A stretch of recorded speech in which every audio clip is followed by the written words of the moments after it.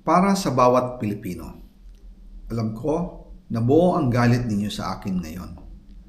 Nauunawaan ko rin kung bakit, lalo na at malaki ang halagang nakataya. Pero bago kayo humusga, hayaan ninyong ipaliwanag ko ang buong katotohanan. Matagal akong hindi nagsalita dahil may direktang utos sa akin.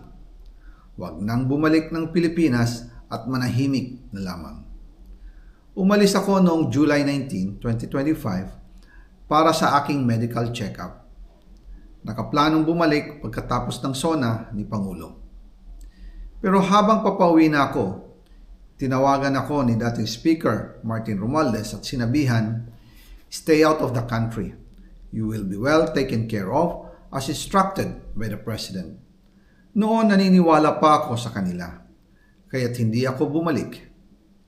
Tumikom ang aking bibig, sumunod ako, pero ang hindi ko alam, ang ibig pala nilang sabihin sa aalagaan ka namin ay gagamitin ako bilang panakipbutas sa kanilang kampanya laban sa korupsyon. Ginawa nila akong poster boy ng kanilang sariling kasinungalingan. Ngayon, hindi na ako mananahimik, ilalabas ko ang lahat ng katotohanan. May resibo, may ebidensya, at may pangalan. Nagsimula ito nung tumawag si Sekmina Pangandaman sa akin nung nagumpisa ang BICAM process last year, 2024. Ang sabi niya, katatapos lang ng meeting nila ni Pangulo at may instructions na mag-insert o magpasok ng 100 billion worth of projects sa BICAM.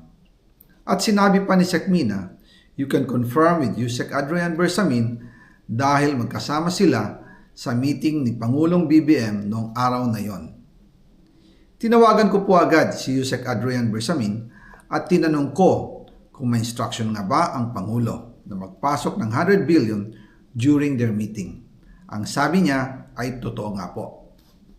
Right after our conversation, tinawagan ko po si dating Speaker Martin Romualdez at nireport ko ang instructions ng Presidente to insert the 100 billion projects. At sinabi niya sa akin, what the President wants, he gets. After ng ilang araw, nag-set po ng meeting si Sekmina Pangandaman at Yusek Adrian Bersamin sa amin ni dating Speaker Martin Romualdez sa Aguado Building in front of Gate 4 ng Malacanang at nandun din po si Yusek Jojo Cadiz. During the meeting, binigay po ni Yusek Adrian Bersamin ang listahan na worth 100 billion. Tinanong ko po si Yusek Adrian kung saan galing ang listahan. Ang sagot niya, galing kay PBBM mismo at binigay niya ito mula sa brown leather bag.